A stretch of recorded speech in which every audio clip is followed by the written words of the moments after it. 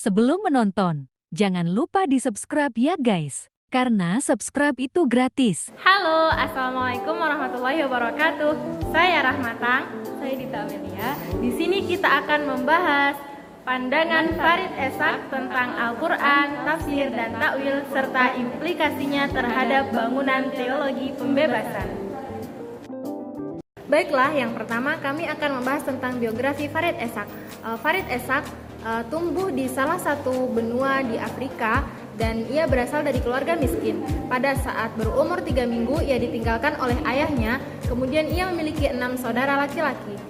Esak hidup dalam penindasan atau diskriminasi yang dilakukan oleh rezim apartheid yang menindas pribumi atau kulit hitam. Rezim ini menjadikan pribumi sebagai budak di negeri sendiri. Farid Esak lahir di Johannesburg, sebuah kota di Afrika pada tahun 1959 dan Esak kecil menjadi saksi dari para korban apartheid, eksploitasi ekonomi kapitalis dan patriarki sebagaimana yang dialami oleh ibunya.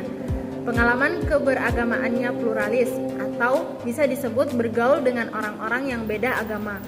Kemudian riwayat pendidikan Farid Esak bersekolah di Pendidikan Nasional Kristen dan setelah menyelesaikan sekolah ia mendapat beasiswa dan lanjut belajar teologi di Pakistan selama 8 tahun. Dan pada tahun 1984 ia memelopori berdirinya Call of Islam.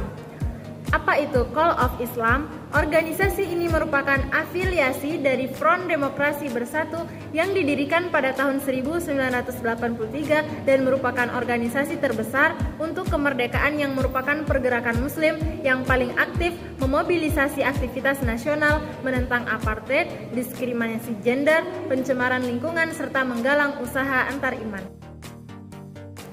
Lalu kami menjelaskan beberapa karya-karya Farid Esak. Yang pertama itu ada buku yang berjudul But Musa Went to Fir'aun pada tahun 1989. Buku ini berisi tanya jawab dimaksudkan untuk mencari ruh pembebasan dan untuk melepaskan diri dari penjajahan para tiran. Yang kedua yang berjudul Quran Liberation and Pluralism pada tahun 1997. Buku tersebut diyakini sebagai magnum opus Esak dengan tawaran kunci-kunci hermeneutik bagi hadirnya Al-Quran yang inklusif, toleran, dan pluralis.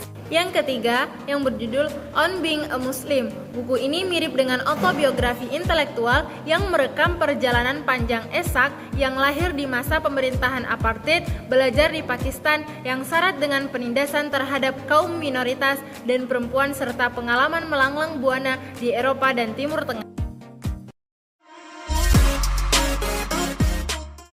Pandangan Farid Esak tentang Al-Quran adalah wahyu merupakan tanggapan atas masyarakat tertentu. Atas pernyataan inilah kemudian ia menghasilkan ide bahwa pentingnya hubungan historis dan implikasi situasional terhadap turunnya Al-Quran dan penafsirannya yang sebagian besar pemikir muslim belum sampai pada tahap ini.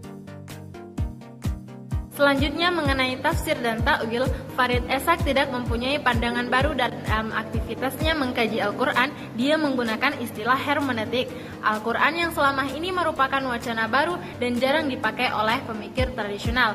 Titik tekan utama hermeneutik yang berupa hubungan antara aspek sosial historis penafsir dengan produk penafsiran yang dihasilkannya serta asumsi-asumsi sosiopolitis dan filosofis yang mendasari kecenderungan teologi sang penafsir yang jarang diperhatikan menjadikan Farid Esak mendapat celah untuk menggunakan hermeneutik sebagai alat bantu dalam menggali, mengkaji serta menganalisis Al-Quran dalam kerangka pembebasan masyarakat Afrika Selatan.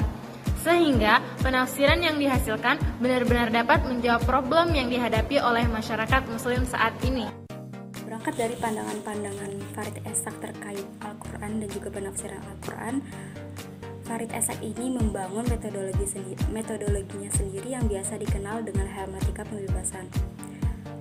Hermeneutika pembebasan ini karena menurutnya Al-Quran ini diturunkan oleh manusia sehingga aspek realitas sosial menjadi titik tekan dalam hermeneutikanya ini. Semisal di realitas sosial itu terdapat penindasan. Nah, fungsi dari hermeneutika pembebasan ini untuk membebaskan penindasan-penindasan yang terjadi di masyarakat tersebut.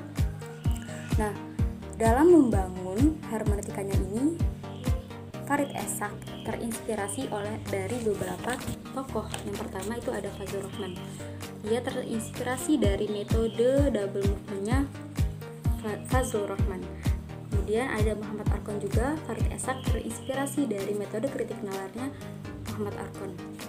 Nah, dalam membangun hermeneutikanya ini, Farid Esak mempunyai kunci-kunci.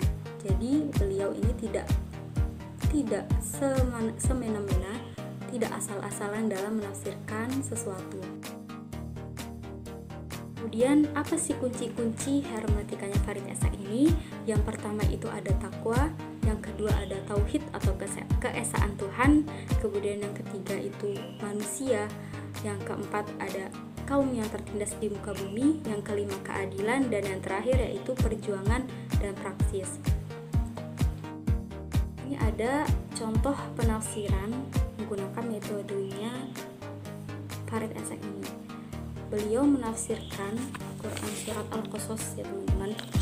Jadi di dalam surat Al-Qasas itu diceritakan adanya penindasan yang dilakukan oleh Fir'aun, yaitu diceritakan mengenai kekejaman-kekejaman Fir'aun terhadap Bani Israel yang menurutnya ini sangat relevan dengan Muslim di Afrika Selatan. Kemudian di sini teologi pembebasan ya. Sebenarnya Farid Esak ini terinspirasi dari Al-Quran dan juga kisah-kisah para nabi. Ada juga standar pembebasan yang dibangun oleh Farid Esak. Yang pertama ada ukuran apa itu definisi pembebasan. Jadi definisi pembebasan di sini ukurannya adalah standar kemanusiaan.